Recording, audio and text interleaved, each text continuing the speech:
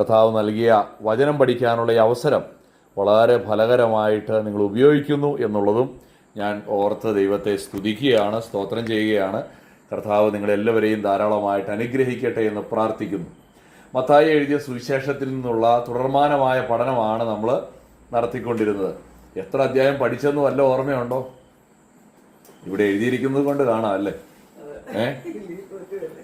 മത്തായി എഴുതിയ സുവിശേഷം 1 മുതൽ 15 വരെയുള്ള അധ്യായങ്ങൾ നമ്മൾ പഠിക്കാനായിട്ടിടയായി. ഇന്ന് നമ്മൾ 16-ാമത്തെ അധ്യായത്തിലേക്ക് പ്രവേശിക്കുകയാണ്.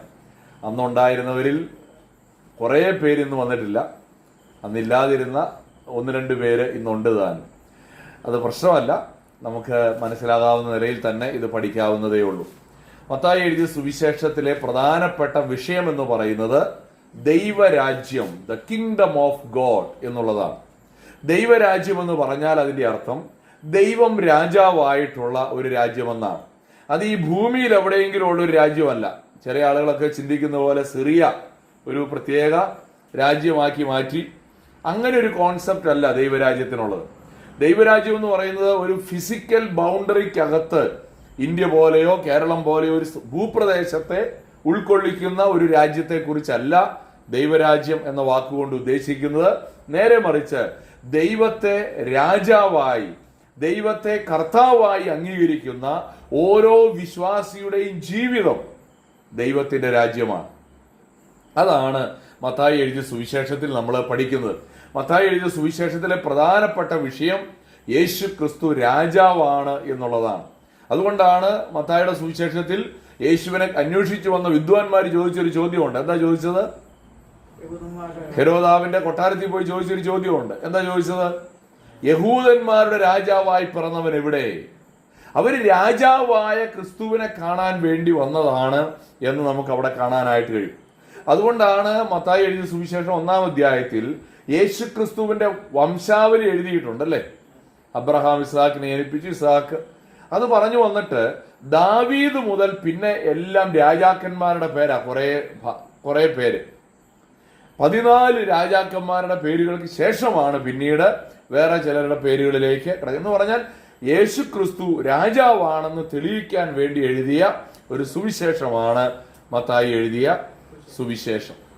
ഈ സുവിശേഷത്തിൽ 1 മുതൽ 4 വരെയുള്ള അധ്യായങ്ങൾ ഈ രാജാവിനെ അവതരിപ്പിക്കുകയാണ്, ഇൻട്രോഡ്യൂസ് ചെയ്യുകയാണ്, പരിചയപ്പെടുത്തുകയാണ്. അവിടെ യേശു ക്രിസ്തുവിന്റെ വംശപാരമ്പര്യം എഴുതി, യഹൂദന്മാരുടെ രാജാവെന്ന് അവനെ വിളിച്ചത് എഴുതി. ഇതൊക്കെ എഴുതിയതിന് ശേഷം ആ രാജാവാകുന്നതിന് മുമ്പുള്ള പരീക്ഷയൊക്കെ കണ്ടു. പരീക്ഷ കഴിഞ്ഞപ്പോൾ സ്വർഗത്തിൽ നിന്നൊരു ശബ്ദം ഉണ്ടായി, ഇവൻ എന്റെ പ്രിയപുത്രൻ, ഇവനിൽ ഞാൻ പ്രസാദിച്ചിരിക്കുന്നു എന്ന് പറഞ്ഞാൽ ഇവനെ രാജാവാക്കാൻ കൊള്ളാം എന്ന് സ്വർഗം സാക്ഷ്യപ്പെടുത്തി. അതാണ് 4-11 വരെയുള്ള വാക്യങ്ങളിൽ നമ്മൾ കാണുന്നത്. പിന്നീട് രാജാവായിട്ടുള്ള അവന്റെ ആധികാരികതയാണ് നമ്മൾ കാണുന്നത്. 5, 6, 7 അധ്യായങ്ങളിലൊക്കെ യേശുവിന്റെ ഗിരിപ്രഭാഷണമാണ്.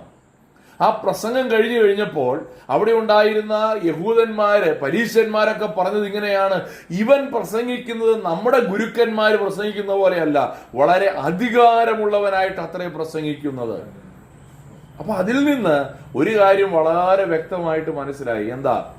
അവന്റെ ആധികാരികത അവർക്ക് ബോധ്യപ്പെട്ടു. ഞാനിതൊരു പഴയ കാര്യം ഒന്ന് ഓർപ്പിക്കാൻ വേണ്ടി പറയണേ കേട്ടോ. അന്നില്ലാത്തവർക്കും ഒരു ഐഡിയ കിട്ടണം, ഇതെന്താ ഇങ്ങനെ പറയണേ, മനസ്സിലാകാൻ വേണ്ടിയാ. ഓക്കെ. പിന്നീട് നമ്മൾ കാണുന്നത് 8 മുതൽ 11 വരെയുള്ള അധ്യായങ്ങളിൽ നമുക്ക് കാണാൻ കഴിയുന്നൊരു കാര്യം, യേശു ക്രിസ്തു രാജാവ് എന്ന നിലയിൽ തന്നെ വെളിപ്പെടുത്തുകയാണ്, മാനിഫെസ്റ്റ് ചെയ്യുകയാണ്.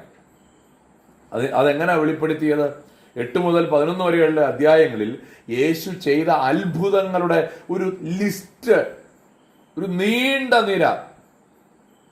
രോഗികളെ സൗഖ്യമാക്കുന്നുണ്ട്, ഭൂതം ബാധിച്ചവരെ, ദുരാത്മാവ് ബാധിച്ചവരെ സൗഖ്യമാക്കുന്നുണ്ട്, കാറ്റിനെയും കടലിനെയും ശാസിക്കുന്നുണ്ട്, പ്രകൃതിയുടെ മേലുള്ള തന്റെ അധികാരത്തെ വെളിപ്പെടുത്തുന്നുണ്ട്. ഇങ്ങനെ പല അത്ഭുതങ്ങളിലൂടെ യേശു ക്രിസ്തു തന്റെ അധികാരത്തെ ആളുകളുടെ മുമ്പിൽ പ്രദർശിപ്പിക്കുകയാണ്, വെളിപ്പെടുത്തുകയാണ്. എന്ന് പറഞ്ഞാൽ ഇത് കണ്ടിട്ടെങ്കിലും നിങ്ങൾ എന്ത് ചെയ്യുക? എന്നിൽ വിശ്വസിക്കുക. ഞാൻ പറഞ്ഞല്ലോ, അന്ന് പറഞ്ഞിട്ടുണ്ട്, മത്തായി എഴുതിയ സുവിശേഷം ഒരിക്കലും ഇങ്ങനെ ക്രോണോളജിക്കൽ ഓർഡറിലല്ല എഴുതിയത്. ആദ്യം നടന്ന സംഭവം ആദ്യം, അത് കഴിഞ്ഞ് പിന്നെ ഒരു പ്രസംഗം, അത് കഴിഞ്ഞൊരു സംഭവം, അങ്ങനല്ല. ഈ ഒരു ക്രമം യേശുക്രിസ്തു രാജാവാണ് എന്നുള്ളതിന്റെ തെളിവ് നിരത്തുന്നത് പോലെ അവന്റെ പ്രസംഗത്തിലൂടെ അധികാരം തെളിയിച്ചു. അത് കഴിഞ്ഞ് അവൻ ചെയ്ത അത്ഭുതങ്ങളിലൂടെ അവനെ വെളിപ്പെടുത്തി. പിന്നീട് നമ്മൾ കാണുന്നത് 13-ാം അധ്യായത്തിന്റെ 54 മുതൽ ഇതൊക്കെ കഴിഞ്ഞിട്ടും ഈ യഹൂദന്മാർ യേശുവിനെ വിശ്വസിക്കുന്നില്ല, തള്ളിക്കളയുന്നതിന്റെ ചില സംഭവങ്ങളാണ് നമ്മൾ വായിച്ചുകൊണ്ടിരുന്നത്, പഠിച്ചുകൊണ്ടിരുന്നത്.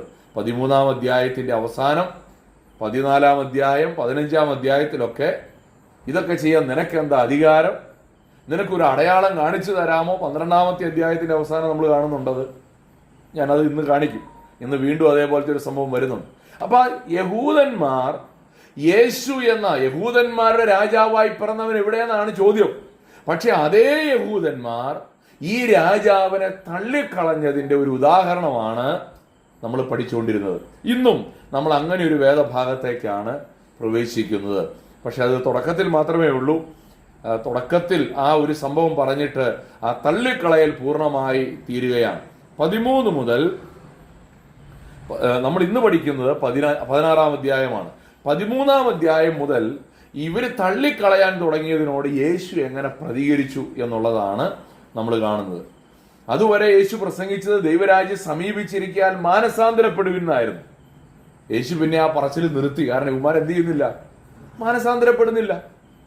അപ്പോൾ ആ ഒരു യേശുവിന്റെ പ്രതികരണമാണ് നമ്മളിപ്പോൾ പഠിച്ചുകൊണ്ടിരിക്കുന്നത്. The reactions of the king. നമുക്കൊന്ന് പരിശോധിക്കാം. 16-ാമത്തെ അധ്യായം. 16-ാം അധ്യായത്തിന്റെ ഒരു ഓവർവ്യൂ ഞാൻ ആദ്യം ഒന്ന് പറയാൻ ആഗ്രഹിക്കുന്നത്. ഈ 16-ാം അധ്യായത്തിൽ എന്താണ് നമുക്ക് കാണാനായിട്ട് കഴിയുന്നത്? 16-ാം അധ്യായത്തിൽ പരീശന്മാരും ശാസ്ത്രിമാരും. ആരാണ് ഈ പരീശന്മാരും ശാസ്ത്രിമാരും?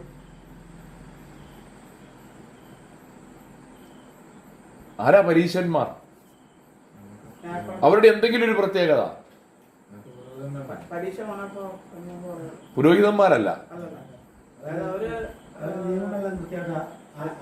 അവര് നിയമങ്ങൾ ഇങ്ങനെ വള്ളി പിടിച്ച് അനുസരിക്കുന്ന ആൾക്കാർ. എന്ന് പറഞ്ഞാൽ കീറുകൃത്യം, ഭയങ്കര ഭക്തി കാണിക്കുന്ന ആളുകളാണ്. വേറൊരു രീതിയിൽ പറഞ്ഞാൽ അന്നത്തെ കാലഘട്ടത്തിൽ ഏറ്റവും തീവ്രതയുള്ള വിശ്വാസികളുടെ കൂട്ടരാണ് പരീശന്മാർ.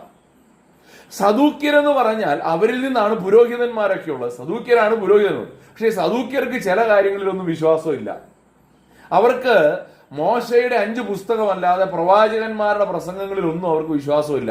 പ്രവചന പുസ്തകങ്ങളുണ്ടല്ലോ പഴയ നിയമത്തില്, അതൊന്നും അവർ വിശ്വസിക്കുന്നില്ല. അവര് ആത്മാവുണ്ടെന്ന് വിശ്വസിക്കുന്നില്ല സദൂക്യര്. അവര് വിശ്വസിക്കാത്തൊരു കാര്യമാണ് പുനരുദ്ധാനമുണ്ട്, മരിച്ചു കഴിഞ്ഞാൽ ഒരു ഉയർത്തെഴുന്നേൽപ്പുണ്ടെന്ന് സദൂക്യര് വിശ്വസിക്കുന്നില്ല. പക്ഷെ പരീശന്മാരും സദൂക്യരും ഉറ്റ ശത്രുക്കൾ കേട്ടോ, ഉറ്റ സ്നേഹിതരല്ല, ബദ്ധശത്രുക്കൾ എന്നാ പറയേണ്ടത്. ബദ്ധശത്രുക്കളാ. പക്ഷേ യേശുവിനെതിരെ ഒരു കോമൺ ശത്രുവിനെ കിട്ടിയപ്പോ അവരൊക്കെ എന്തായി? ഒന്നിച്ചു. ഇപ്പൊ പരീശന്മാര് സദൂക്യരും ഒരുമിച്ചാണ് യേശുവിനെ അറ്റാക്ക് ചെയ്തുകൊണ്ടിരിക്കുന്നത്. അത് നമ്മൾ ഈ അധ്യായത്തിന്റെ ആരംഭത്തിൽ നമുക്ക് കാണുവാനായിട്ട് കഴിയും. മറ്റൊരു കാര്യം, യേശു ഇവിടെ തന്റെ ശിഷ്യന്മാരെ മുൻപോട്ടുള്ള കാര്യങ്ങൾ ഫേസ് ചെയ്യാൻ വേണ്ടി അവരെ പ്രിപ്പയർ ചെയ്യാൻ തുടങ്ങുകയാണ്. ഈ യേശുവിന്റെ ശിഷ്യന്മാർ യേശുവിന്റെ കൂടെ നടക്കുകയാണ്. അവരെ പഠിപ്പിക്കുകയാണ് ഇനി എന്തൊക്കെയാണ് സംഭവിക്കാൻ പോകുന്നത്, അതിന് നിങ്ങൾ എങ്ങനെ ഒരുങ്ങണം. അതാണ് നമ്മൾ ഈ അധ്യായത്തിൽ കാണുന്ന മറ്റൊരു പ്രധാനപ്പെട്ട കാര്യം. വീണ്ടും യേശു തന്നെ പൂർണ്ണമായിട്ട് വെളിപ്പെടുത്തുകയാണ്. താൻ ആരാണ് എന്നുള്ളത് തൻ്റെ ശിഷ്യന്മാർക്ക് ഒരു സ്പെഷ്യൽ റെവലേഷൻ കേട്ടോ, അതിനെ അങ്ങനെ പറയാൻ ആഗ്രഹിക്കുന്നത്. ഒരു സ്പെഷ്യൽ ആയിട്ടുള്ള ഒരു വെളിപ്പാട് കർത്താവ് അവർക്ക് കൊടുക്കുന്നുണ്ട്. അവസാനമായിട്ട് സഭ എന്നുള്ളത് പുതിയ നിയമത്തിൽ ആദ്യമായിട്ട് വരികയാണ്. യേശു കർത്താവ് സഭയെക്കുറിച്ച് പറയുന്ന ആദ്യത്തെ ഒരു വെളിപ്പാട് ഈ അധ്യായത്തിലാണ്. ഇതിനൊരു പ്രത്യേക ഓർഡർ ഉണ്ട്. ഇവിടെ ഈ സഭ എന്ന് പറയുമ്പോൾ എന്താ അതിന്റെ കാര്യം? ഞാൻ ചോദിക്കട്ടെ, ഈ യേശു തന്നെ രാജാവായിട്ട് വെളിപ്പെടുത്തിയപ്പോൾ യഹൂദന്മാർ അവനെ വിശ്വസിച്ചിരുന്നു എങ്കിൽ എന്തു സംഭവിക്കുമായിരുന്നു? അവിടെ ദൈവസഭയല്ല, ദൈവരാജ്യം ആക്ഷരീകമായി സ്ഥാപിക്കപ്പെടുമായിരുന്നു. ദൈവരാജ്യം സ്ഥാപിക്കപ്പെട്ടില്ല, പകരം സ്ഥാപിക്കപ്പെട്ടത് ദൈവസഭയാണ്. ഇതാണ് അതിനകത്തെ ഒരു പ്രത്യേകത. അതുകൊണ്ടാണ് ഇവിടെ ആദ്യമായിട്ട് സഭയെക്കുറിച്ച് പറയുന്നത്. ഇത് ദൈവത്തിന്റെ മുന്നറിവിൽ ഇതെല്ലാം നേരത്തെ അറിയാം. പക്ഷെ നമുക്കിത് ഇങ്ങനെയാണ് ദൈവം എന്ത് ചെയ്യുന്നത്? മനസ്സിലാക്കി തരുന്നത്, വെളിപ്പെടുത്തി തരുന്നത്. യഹൂദന്മാർ യേശുവിനെ വിശ്വസിച്ചിരുന്നു എങ്കിൽ ആദ്യം സ്ഥാപിക്കപ്പെടാൻ പോകുന്നത് ദൈവരാജ്യമാണ്. ആ ദൈവരാജ്യം ആക്ഷരീകമായി സ്ഥാപിക്കപ്പെട്ടില്ല. അതിനി എന്നേ സ്ഥാപിക്കപ്പെടുകയുള്ളൂ? കർത്താവ് രണ്ടാമത് വന്നതിന് ശേഷമൊക്കെ സ്ഥാപിക്കപ്പെടുകയുള്ളൂ. അതിന് പകരം കർത്താവ് കൊണ്ടുവന്ന പദ്ധതിയാണ് ദൈവസഭ. അതുകൊണ്ടാണ് ഈ അധ്യായത്തിൽ സഭയെക്കുറിച്ച് പറയുന്നത്, ശിഷ്യത്വത്തെക്കുറിച്ചും പറയുന്നത്. അത് നമുക്ക് ഈ അധ്യായത്തിൽ തന്നെ കാണുവാനായിട്ട് കഴിയും. ഇനി നമുക്ക് ഓരോ വാക്യങ്ങളിലേക്ക് പ്രവേശിക്കാം എന്ന് ഞാൻ വിചാരിക്കുകയാണ്. ഞാൻ ഇന്ന് പ്ലാൻ ചെയ്തിരിക്കുന്നത് 17 വാക്യം ഡിസ്കസ് ചെയ്യാമെന്നാണ്. അതിനുള്ള സമയം കിട്ടുമോ എന്ന് എനിക്ക് അറിയാൻ മേല.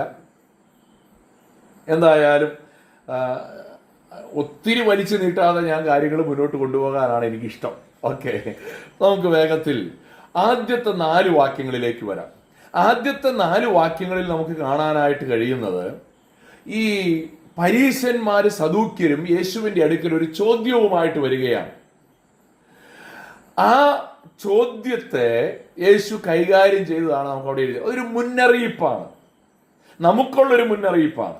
എന്താണ് അവർ കൊണ്ടുവന്ന ചോദ്യം? 16-ാം അധ്യായം 1-ാമത്തെ വാക്യം. അനന്തരം പരീശന്മാരും സദൂക്യരും അടുക്ക വന്ന് ആകാശത്തു നിന്ന് ഒരു അടയാളം കാണിച്ചു തരയണമെന്ന് അവനെ പരീക്ഷിച്ച് ചോദിച്ചു. യേശുവിന്റെ അടുക്കൽ ഒരു ചോദ്യവുമായിട്ട് അവർ വരികയാണ്. അവരാദ്യമായിട്ടാണോ യേശുവിന്റെ അടുക്കൽ അടയാളം ചോദിക്കുന്നത്? ഒന്നൊന്ന് വായിച്ചേ. 12-ാം അധ്യായം 38-ാം വാക്യം. 12-ാം അധ്യായത്തിന്റെ 38-ാം വാക്യത്തിൽ ഒരിക്കൽ അവർ ചോദ്യം ചോദിച്ചുകൊണ്ട് വന്നിട്ടുണ്ട്. അപ്പോൾ ശാസ്ത്രിമാരിലും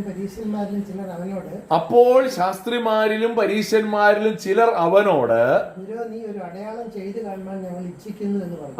നീ ഒരു അടയാളം ചെയ്ത് കാണുവാൻ ഞങ്ങൾ ഇച്ഛിക്കുന്നു എന്ന് അന്ന് അവര് ചോദിച്ചപ്പോ പരീക്ഷിച്ചുള്ള ചോദ്യം ഒന്നും അവിടെ എഴുതിയിട്ടില്ല അല്ലേ? അന്ന് അവർക്ക് ഒരുപക്ഷെ കുറച്ചുകൂടെ അറിയാനൊരു താല്പര്യം ഉണ്ടായിരുന്നിരിക്കാം. പക്ഷെ ഇവിടെ വന്നപ്പോ ആ ചോദ്യത്തെ കുറിച്ച് പറഞ്ഞിരിക്കുകയാണ്. എന്താണ്? പരീക്ഷിച്ച് ചോദിച്ചു. നമ്മൾ ഈ ദൈവത്തെ പരീക്ഷിക്കാറുണ്ടോ?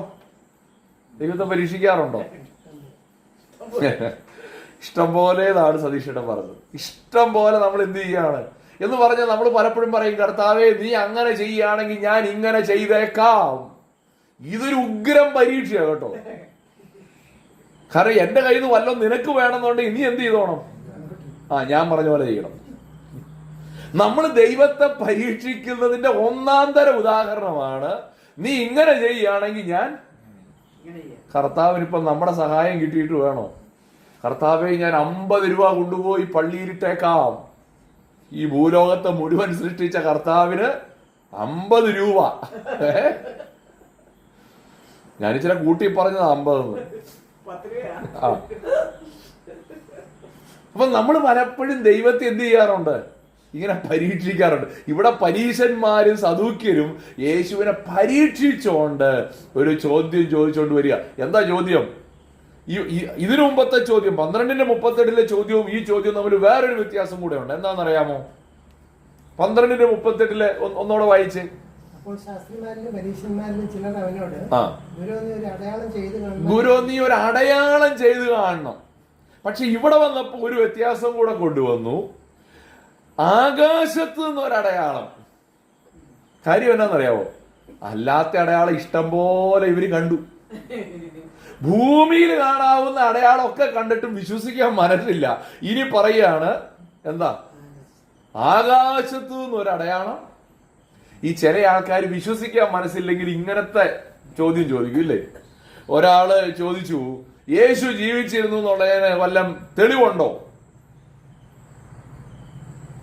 എന്നിട്ട് ചോദിച്ചു, യേശു ഉയർത്തെഴുന്നേറ്റെന്നുള്ളതിന് വല്ല തെളിവുണ്ടോ? അപ്പോൾ പറഞ്ഞു, അപ്പോൾ ഒരു ദേവദാസൻ മറുപടി പറഞ്ഞു, അതിന് ചരിത്രത്തിൽ എന്നൊക്കെ പറഞ്ഞപ്പോൾ അല്ല വല്ല മെഡിക്കൽ റെക്കോർഡ്സും ഉണ്ടോ?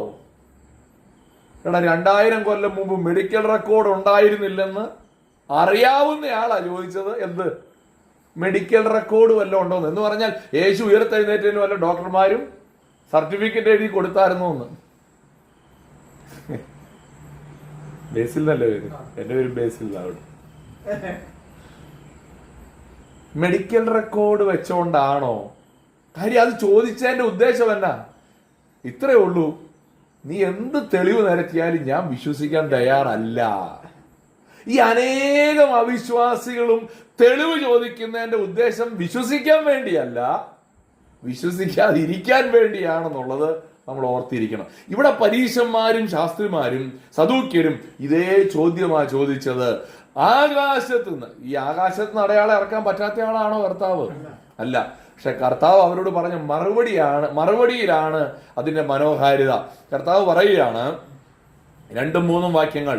അവരോട് അവൻ ഉത്തരം പറഞ്ഞത്, സന്ധ്യാസമയത്ത് ആകാശം ചുമന്നു കണ്ടാൽ നല്ല തെളിവാകും എന്നും. എന്ന് പറഞ്ഞാൽ ഇന്ന് നല്ല തെളിച്ചമുള്ള ദിവസമാണ് അല്ലെ? ആകാശം ചുമന്നിരുന്നാൽ നമ്മൾ എന്തോ പറയും? നല്ല തെളിച്ചമുണ്ട്. രാവിലെ ആകാശം മൂടി ചുവന്ന് കണ്ടാൽ ഇന്ന് മഴക്കോൾ ഉണ്ടാകുമെന്നും നിങ്ങൾ പറയുന്നു. എന്ന് പറഞ്ഞാൽ മഴക്കോൾ കാണുമ്പോൾ ഇന്ന് മഴയാണെന്നും, തെളിഞ്ഞു കണ്ടാൽ ഇന്ന് നല്ല തുണിയൊക്കെ അലക്കി ഉണക്കാനിടാൻ കൊള്ളാവുന്ന ദിവസമാണെന്നും ഇന്ന് നമുക്കും അറിയാം, അന്ന് അവർക്കും അറിയാം. ഇതാ കർത്താവ് അവിടെ പറഞ്ഞത്. ആകാശത്തിന്റെ ഭാവം വിവേചിപ്പാൻ നിങ്ങൾ അറിയുന്നു. എന്നിട്ടൊരു ചോദ്യം, എന്നാൽ കാലലക്ഷണങ്ങളെ വിവേചിപ്പാൻ കഴിയുകയില്ലയോ? നിങ്ങൾ തെളിവും ചോദിച്ചോണ്ട് വന്നല്ലോ. പക്ഷെ ഞാനൊരു കാര്യം ചോദിക്കട്ടെ, നിങ്ങൾക്ക് ഇത് മനസ്സിലാകുന്നില്ലേ? യഥാർത്ഥമായ വിശ്വാസം ഒരിക്കലും അടയാളം ചോദിക്കുന്ന വിശ്വാസമല്ല. യഥാർത്ഥ വിശ്വാസം, faith that demands sign is not true faith. അടയാളം ചോദിക്കുന്ന വിശ്വാസം ഒരിക്കലും യഥാർത്ഥ വിശ്വാസമല്ല. നിങ്ങൾ എവിടെ വേണേലും അന്വേഷിച്ചോ, ഒരിക്കലും അടയാളം ചോദിക്കുന്ന ആരും വിശ്വസിച്ചിട്ടില്ല. വിശ്വസിക്കാതിരിക്കുകയേ ഉള്ളൂ. വിശ്വസിക്കുന്നയാൾ എന്ത് ചെയ്യുന്നറിയാവോ? അവന് ബോധ്യത്തിൽ നിന്നാവും വിശ്വസിക്കുന്നത്. കൺവിക്ഷൻ എന്ന ഇംഗ്ലീഷ് വാക്ക് കേട്ടോ. ഈ തോന്നലല്ല കേട്ടോ വിശ്വാസം. ഞാൻ അതൊന്ന് പറഞ്ഞു പോട്ടെ. ചില ആൾക്കാർക്ക് ഞാൻ അങ്ങനെ വിശ്വസിക്കുന്നത് എന്ന് പറഞ്ഞാൽ എന്റെ വിചാരം അങ്ങനാന്നാ. ഈ വിചാരമല്ല വിശ്വാസം. ഹൃദയത്തിനകത്തെ ആഴത്തിലുള്ള ബോധ്യമാണ് യഥാർത്ഥമായ വിശ്വാസം. യേശു രക്ഷിതാവാണെന്ന് വിശ്വസിക്കുന്നുണ്ടോ എന്ന് ചോദിച്ചാൽ, വിശ്വസിക്കണമെങ്കിൽ ചില കാര്യങ്ങളൊക്കെ ബോധ്യപ്പെട്ടാലേ വിശ്വസിക്കാൻ പറ്റുള്ളൂ. അല്ലെങ്കിൽ അത് വിശ്വാസമാകില്ല. തോന്നലാകാം, വിചാരമാകാം. വിശ്വാസമാകണമെന്നുണ്ടെങ്കിൽ നമ്മുടെ ലോജിക്കൊക്കെ അവിടെ വരും. ഇല്ലെങ്കിൽ അത് വെറും അന്ധവിശ്വാസമായിരിക്കും കേട്ടോ. വിശ്വാസമല്ല അന്ധവിശ്വാസം. അന്ധവിശ്വാസത്തിൽ നമുക്ക് കണ്ണടച്ച വിശ്വാസം. അന്ധവിശ്വാസം എന്ന് പറഞ്ഞാൽ കണ്ണടച്ച് വിശ്വസിക്കുക എന്ന് പറയും. പക്ഷെ വിശ്വാസം ഒരിക്കലും കണ്ണടച്ച് വിശ്വസിക്കാൻ പറ്റില്ല. വിശ്വാസം ഒരിക്കലും അന്ധമാകാനും പറ്റില്ല. യഥാർത്ഥ വിശ്വാസം ബോധ്യത്തിൽ നിന്ന്, ഒരു കാര്യം ബോധ്യപ്പെടണ്ടേ ചില കാര്യങ്ങൾ. എനിക്കത് അത്ര ബോധ്യപ്പെട്ടില്ല എന്നൊക്കെ നമ്മളിടയ്ക്ക് പറയാറില്ലേ? ആ ബോധ്യത്തിൽ നിന്ന് മാത്രമേ എന്ത് ചെയ്യുള്ളൂ? യഥാർത്ഥ വിശ്വാസം ഉണ്ടാവുകയുള്ളൂ. അപ്പോൾ ബോധ്യം എന്ന് പറയുന്നത് അതാണ് വിശ്വാസം എന്നതോ ആശിക്കുന്നതിന്റെ ഉറപ്പും കാണാത്ത കാര്യങ്ങളുടെ. ആ വാക്യം ഒന്ന് വായിച്ച് ചേട്ടാ ഇംഗ്ലീഷിൽ മനോഹരമായിട്ട് ന്യൂ അമേരിക്കൻ സ്റ്റാൻഡേർഡ് ബൈബിൾ എബ്രായർ 11:1 വായിച്ചാൽ ആ വിശ്വാസം എന്താണെന്നുള്ളത് കൃത്യമായിട്ട് നമുക്ക് മനസ്സിലാവും. കാരണം നമ്മൾ സാധാരണ ഉപയോഗിക്കുന്ന ചില ഇംഗ്ലീഷ് വാക്കുകൾ അവിടെ വന്നിട്ടുണ്ട്. എബ്രായ ലേഖനം 11:1 വാക്യം.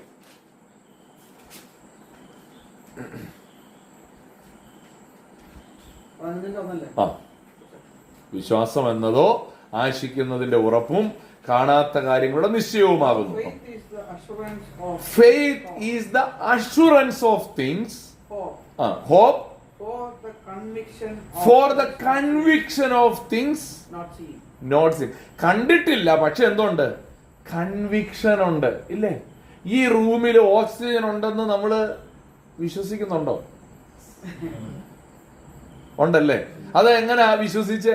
കണ്ടിട്ടാണോ വിശ്വസിച്ചത്?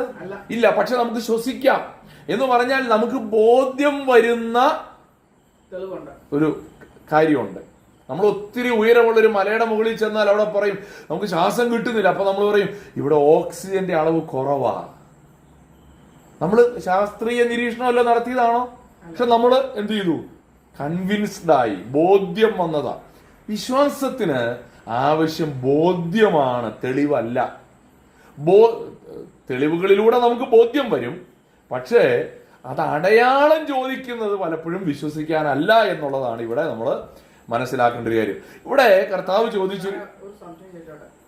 അതിനകത്ത് നഥനായേൽ ശരിക്കും പറഞ്ഞു കഴിഞ്ഞാല് ക്രിസ്തു എന്ന് തിരിച്ചറിഞ്ഞത് മറ്റേ അത്യുമായത്തിന് ചോട്ടിരുന്നാണല്ലോ. എനിക്കത് ലോജിക്കൽ ഇതാണോ? അത് പക്ഷെ പത്രോസ്ലീഹ പക്ഷെ ചാടി പറഞ്ഞു നീ ക്രിസ്തു തന്നെ എന്ന് പറഞ്ഞു. രണ്ട് ഒരു പേഴ്സണൽ റെവലേഷൻ അവിടെ ഉണ്ടോ? ഉണ്ട്. അത് ഇന്ന് നമ്മൾ വരുന്നുണ്ട്. ഇന്ന് അടുത്ത ഭാഗത്ത് അതാ വരുന്നത്. ഓക്കെ. അപ്പോ ഇവിടെ കർത്താവ് പറയുന്ന ഒരു കാര്യമുണ്ട്, കാലലക്ഷണങ്ങളെ വിവേചിപ്പാൻ കഴിയുകയില്ലോ. The signs of the times. ഈ കാലഘട്ടത്തിൽ ചില അടയാളങ്ങൾ നിങ്ങളുടെ മുമ്പിൽ വന്നത് നിങ്ങൾ വിശ്വസിക്കാത്തത് എന്താണെന്നാണ് ഈ ചോദിക്കുന്നതിന്റെ ചോദ്യം.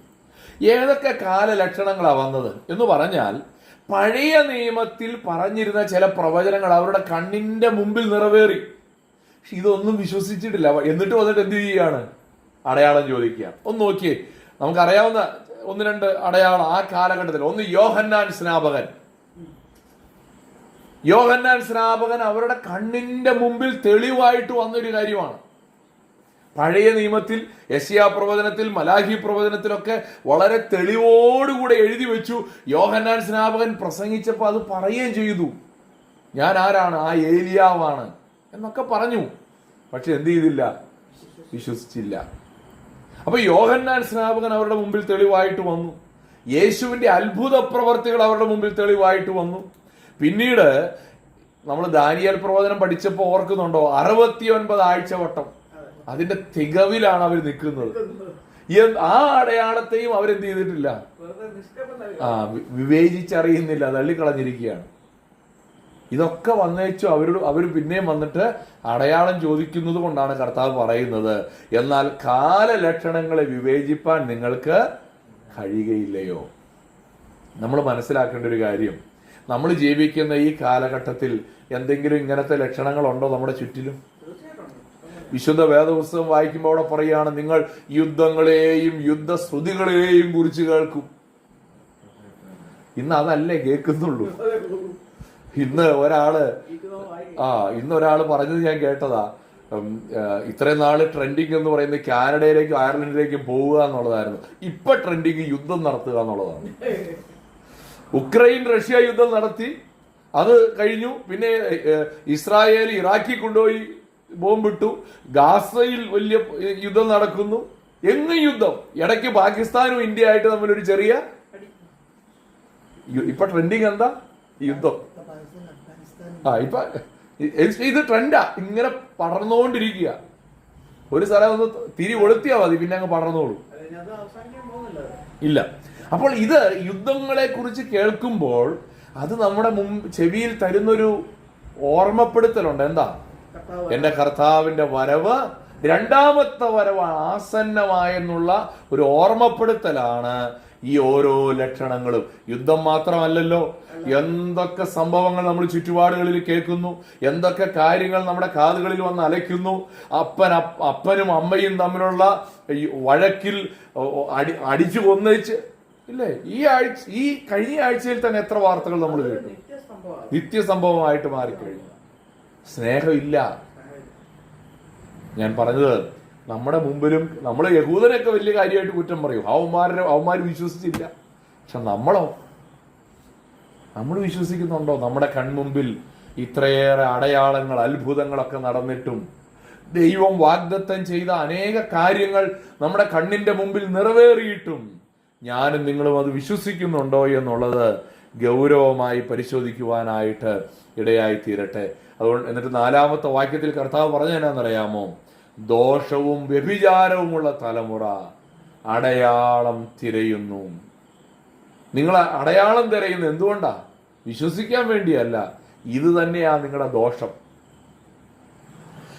വ്യഭിചാരമുള്ള തലമുറ എന്ന് പറഞ്ഞാൽ അവിടെ ഉദ്ദേശിക്കുന്നത് നിങ്ങൾ ദൈവത്തെ വിട്ടിട്ട് മറ്റു ചിലതിനെ സേവിക്കുക എന്നുള്ള അർത്ഥത്തിലാണ്. ദോഷവും വ്യഭിചാരവുമുള്ള തലമുറ അടയാളം തരുന്നു. എന്നിട്ട് കർത്താവ് പറഞ്ഞൊരു കാര്യമുണ്ട്, യോനയുടെ അടയാളമല്ലാതെ അതിന് അടയാളം ലഭിക്കയില്ല. പിന്നെ അവൻ അവരെ വിട്ടുപോയി. എന്താ ഈ യോനായുടെ അടയാളം? യോനായുടെ അടയാളം എന്ന് പറഞ്ഞാൽ വളരെ ലളിതമാണ്. യോന 3 രാവും 3 പകലും കടലാനയുടെ വയറ്റിൽ, തിമിംഗലത്തിന്റെ വയറ്റിൽ ഇരുന്ന പോലെ മനുഷ്യപുത്രൻ എന്ത് ചെയ്യും? ഭൂമിക്ക് അടിയിലിരിക്കും, അല്ലെങ്കിൽ ഒരു കല്ലറയിലിരിക്കും. അതിന്റെ അർത്ഥം ഇത്രയേ ഉള്ളൂ, 3 ദിവസം കഴിയുമ്പോൾ അല്ലെങ്കിൽ 3-ാം ദിവസം എന്ത് ചെയ്യും? അവൻ ഉയർത്തെഴുന്നേൽക്കും. ഈ ഒരു അടയാളമാണ് ആ തലമുറയ്ക്ക് കൊടുക്കാൻ കർത്താവ് വെച്ചിരുന്നത്. ആകാശത്ത് നിന്ന് വേറൊരു അടയാളം കണ്ടിട്ട് നിങ്ങൾ വിശ്വസിക്കാമെന്ന് വിചാരിക്കേണ്ട. ഇനി ഞാൻ ചെയ്യാൻ പോകുന്ന അടയാളം ഇതാ, ഇത് കണ്ടിട്ട് വേണമെങ്കിൽ നിങ്ങൾ എന്ത് ചെയ്തോ? വിശ്വസിച്ചു. അവിടെ എഴുതിയിരിക്കുന്ന ഒരു കാര്യം എന്നാണെന്നറിയാമോ? എന്നെ അത് വളരെ ചിന്തിപ്പിച്ചൊരു വാക്യം ഞാൻ അവിടെ ഹൈലൈറ്റ് ചെയ്തിരിക്കുന്നത്. പിന്നെ അവൻ അവരെ വിട്ടുപോയി. പിന്നെ അവൻ അവരെ വിട്ടുപോയി. ഇതുവരെ എങ്ങനായിരുന്നെന്നറിയാവോ? യേശു ഒരു മറുപടി പറയും, വിശ്വസിക്കാൻ മനസ്സില്ലാതെ അവര് യേശുവിനെ വിട്ടേച്ചങ്ങ് പോകും. ഇപ്പൊ ചെയ്തെന്താ? യേശു അവരെ വിട്ടുവിടാ, ഇനി നിന്നോടൊന്നും പറയാൻ ഞാൻ നിൽക്കുന്നില്ല, ഞാൻ പരിപാടി നിർത്തി, എനിക്ക് വേറെ പണിയുണ്ട്. കർത്താവ് ചെയ്തതാ. ഇതുവരെ അവർ യേശുവിനെ വിട്ടേച്ചാ പോയത്. ഇപ്പോൾ യേശു പറയുകയാണ്, ഇനി നിങ്ങളോട് പറയാൻ നിൽക്കുന്നില്ല, എനിക്കിനി നിങ്ങളോട് പറഞ്ഞാലും നിങ്ങൾ വിശ്വസിക്കുമെന്നൊരു പ്രതീക്ഷയില്ല. ഐ ആം ഹോപ്പ്ലെസ്, ഞാൻ പോവുക. ഇതാണ് അവിടെ എന്നെ ചിന്തിപ്പിച്ചൊരു കാര്യം. ഞാൻ അത് നമുക്ക് തരുന്നൊരു ഓർമ്മപ്പെടുത്തൽ എന്നാണെന്നറിയാമോ? ദൈവത്തിന്റെ ആത്മാവ് നമ്മളോട് പല പ്രാവശ്യം വാദിച്ചു കൊണ്ടിരുന്നിട്ടും നമുക്ക് വിശ്വസിക്കാൻ മനസ്സില്ലാതെ വരുമ്പോൾ, ഒരു പോയിന്റിൽ വരുമ്പോൾ കർത്താവ് പറയും, ഇനി നിന്റെ പുറകെ ഞാൻ വരുന്നില്ല. നമ്മുടെ ജീവിതത്തിൽ ഒരിക്കലും സംഭവിക്കാൻ പാടില്ലാത്തൊരു കാര്യമാണ്. ഒരിക്കലും അങ്ങനൊരു കാര്യം നമ്മുടെ ജീവിതത്തിൽ സംഭവിക്കരുത്. ദൈവത്തിന്റെ ആത്മാവ് പല പ്രാവശ്യം നമ്മോട് ഇടപെട്ടിട്ടും മാനസാന്തരപ്പെടാൻ മനസ്സില്ലാതെ, അനുദപിക്കുവാൻ മനസ്സില്ലാതെ പിന്നെയും പിന്നെയും പിന്നെയും പാപത്തിന്റെ പുറകെ, ലോകത്തിന്റെ പുറകെ ഓടിക്കൊണ്ടിരുന്നാൽ ഓർത്തോണം, ദൈവത്തിന്റെ ആത്മാവ് സദാകാലവും നമ്മോട് വാദിച്ചുകൊണ്ടിരിക്കുകയില്ല. അതാണ് നമ്മളിവിടെ മനസ്സിലാക്കേണ്ടത്. കർത്താവ് വെളിപ്പെടുത്തി തരുന്ന കാര്യത്തിൽ വിശ്വസിക്കാൻ മനസ്സില്ലെങ്കിൽ ഇനി പുതിയ അടയാളം ചോദിച്ചുകൊണ്ട് നിങ്ങൾ വരണ്ട. കർത്താവ് പറയുന്ന കാര്യം അതാ, God's revelation through Christ is sufficient. യേശു ക്രിസ്തുവിലൂടെ ദൈവം നൽകിയ വെളിപ്പാട് മതി ഈ വലിയവനായ ദൈവത്തെ വിശ്വസിക്കാൻ. അതിന്റെ അപ്പുറത്തേക്ക് ഇനി ഒരു തെളിവ് അന്വേഷിക്കേണ്ടെന്നാണ് അതിന്റെ അർത്ഥം. ഇപ്പൊ അത് വിശ്വസിക്കാൻ മനസ്സില്ലാത്തതുകൊണ്ട് ആളുകൾ പുതിയ അടയാളം തെരഞ്ഞുകൊണ്ടിരിക്കുകയാണ്. അത്ഭുതങ്ങൾ നമ്മുടെ മുമ്പിൽ, ഒരു ദൈവദാസൻ പറഞ്ഞ സ്റ്റേറ്റ്മെന്റ് ആണ്, miracles will give confirmation where there is faith. വിശ്വാസമുള്ളിടത്ത് അടയാളങ്ങളിലൂടെ അല്ലെങ്കിൽ അത്ഭുതങ്ങളിലൂടെ ഒരു ഉറപ്പ് ലഭിക്കും. പക്ഷേ but not where there is wilful unbelief. മനഃപൂർവ്വം വിശ്വസിക്കാത്തിടത്ത് ആ ഉറപ്പ് കിട്ടില്ല. ഇന്ന് നമ്മളോട് തന്നെ ചോദിച്ചാൽ നമുക്ക് തന്നെ അതിന്റെ ഉത്തരവില്ലേ? നമ്മൾ ഇനിയും പുതിയ അത്ഭുതം, പുതിയ അടയാളം നമ്മൾ തിരഞ്ഞുകൊണ്ടിരിക്കുക. എനിക്ക് ഓരോ ദിവസവും എൻ്റെ ജീവിതത്തിൽ അത്ഭുതങ്ങൾ കൊണ്ട് നിറഞ്ഞിരിക്കുക എന്ന് വിശ്വസിക്കുന്ന ഒരാളാണ് ഞാൻ. ഓരോ ദിവസവും എൻ്റെ ജീവിതത്തിൽ ദൈവം എന്നെ നടത്തുന്നത് വലിയ അത്ഭുതമായിട്ടാണ് എനിക്ക് തോന്നുന്നത്. അത് ഡെയിലി ആണെങ്കിലും, ഡെയിലി ആകുമ്പോൾ നമുക്ക് എക്സൈറ്റ്മെന്റ് കുറവായിരിക്കും അല്ലേ? എന്നും അത്ഭുതം കണ്ട. പണ്ടൊക്കെ ഈ ഞായറാഴ്ച മാത്രമേ വീട്ടിൽ ഇറച്ചി മേടിക്കുള്ളായിരുന്നു അല്ലേ? പണ്ടൊക്കെ അങ്ങനെ ആയിരുന്നു. അപ്പൊ അന്ന് നമുക്ക് ഞായറാഴ്ച ഇറച്ചി മേടിക്കുമ്പോൾ ഭയങ്കര എക്സൈറ്റ്മെന്റാ. ഇപ്പൊ അങ്ങനെ വല്ലതും ഉണ്ടോ? ഇപ്പൊ അങ്ങനെയൊന്നുമില്ല. ഞായറാഴ്ച മേടിച്ചാൽ ഒരാഴ്ച കഴിക്കാനുള്ളതാണ് മേടിക്കുന്നത്. അപ്പൊ എന്നും ഇറച്ചി കഴിക്കും എന്നതുപോലെയാ. ഈ എന്നും അത്ഭുതം വരുമ്പോൾ ചിലപ്പോൾ നമ്മൾ എക്സൈറ്റഡ് ആവില്ല, പക്ഷെ നമ്മളത് മറക്കരുത്. പക്ഷെ നമ്മളത് എന്ത് ചെയ്യരുത്? ഒരിക്കലും മറക്കരുത്. എക്സൈറ്റ്മെന്റിന്റെ അളവ് കുറയുമായിരിക്കും, പക്ഷേ ഇത് അത്ഭുതമാണെന്നുള്ളത് തിരിച്ചറിഞ്ഞിട്ടേ മുന്നോട്ട് പോകാനായിട്ടിടയാകും. അപ്പോൾ അവരുടെ കപടഭക്തിയെയാണ് കർത്താവ് അവിടെ വരച്ച് കാണിച്ചത്. രണ്ടാമതായി 5 മുതൽ 12 വരെയുള്ള വാക്യങ്ങളിലേക്ക് നമുക്കൊന്ന് പോകാം. 5, 6, 7 വാക്യങ്ങൾ വായിക്കുമ്പോൾ യേശു ശിഷ്യന്മാരുമായിട്ട് അക്കരെ പോകുമ്പോൾ അപ്പം എടുക്കാൻ മറന്നുപോയി. ശിഷ്യന്മാർ അക്കരെ പോകുമ്പോൾ അപ്പം എടുക്കാൻ മറന്നുപോയി. എന്നാൽ യേശു അവരോട്, നോക്കുവീൻ, പരീശന്മാരുടെയും സദൂക്യരുടെയും പുളിച്ച മാവ് സൂക്ഷിച്ചു കൊള്ളുവീൻ എന്ന് പറഞ്ഞു. അപ്പം കൊണ്ടുപോരായികയാലായിരിക്കുമെന്ന് അവർ തമ്മിൽ തമ്മിൽ പറഞ്ഞു.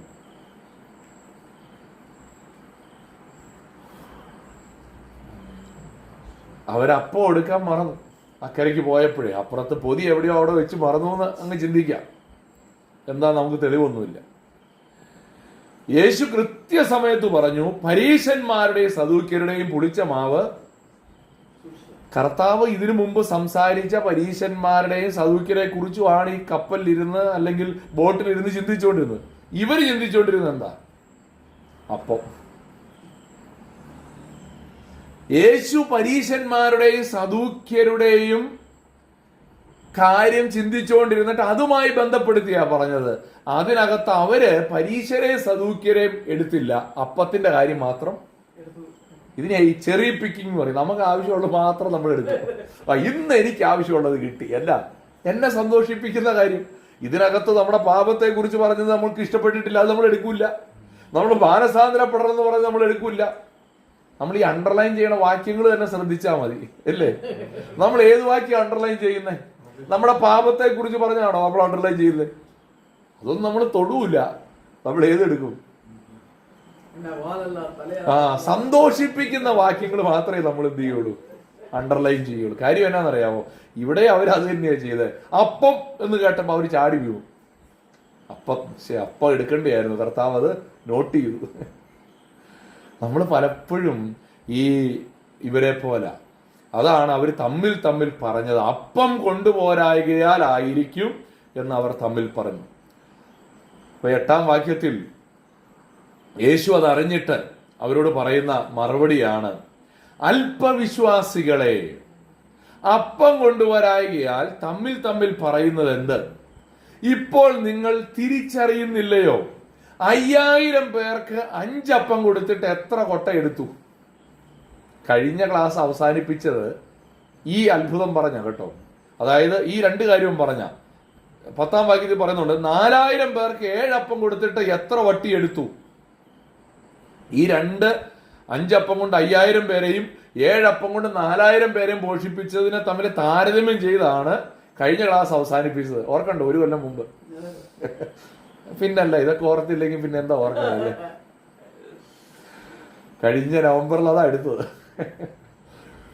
അതല്ല, ഇവിടെ ഇത് തമ്മിൽ ഇത് കർത്താവ് ഓർപ്പിക്കുക, ഞാൻ ഇതൊക്കെ ചെയ്തത് നിങ്ങൾ ഓർക്കുന്നില്ലേ എന്ന് പറഞ്ഞാൽ, നിങ്ങൾ ഇപ്പോഴും വിശപ്പിന്റെ കാര്യം മാത്രമേ വിചാരിക്കുന്നുള്ളൂ. എനിക്കത് എത്ര നിസാരമാണെന്നുള്ള കാര്യം നിങ്ങൾ മറന്നുപോയോ? നമ്മുടെ വിചാരം, നമ്മുടെ വലിയ കാര്യം ഇതാണല്ലോ. ഇപ്പൊ കർത്താവിന് ഇത് എന്ത് പാടായിരിക്കുമെന്നാണ് നമ്മൾ വിചാരിക്കുന്നത്, അല്ലേ? പക്ഷെ കർത്താവ് ഒരു ഓർപ്പിക്കുകയാണ്, 5 അപ്പം കൊണ്ട് 5000 പേരെ പോഷിപ്പിച്ചിട്ട് 12 കൊട്ട നിറച്ചെടുത്തു. 7 അപ്പം കൊണ്ട് 4000 പേരെ പോഷിപ്പിച്ചിട്ട് എത്ര കൊട്ട ബാക്കി കിട്ടി?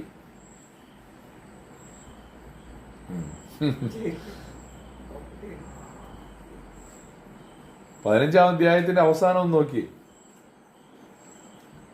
എത്ര കൊട്ട ബാക്കി ഉണ്ടായിരുന്നു? കൊട്ടയുടെ എണ്ണം അവിടെ പറയുന്നില്ലെന്ന് എനിക്ക് തോന്നുന്നു.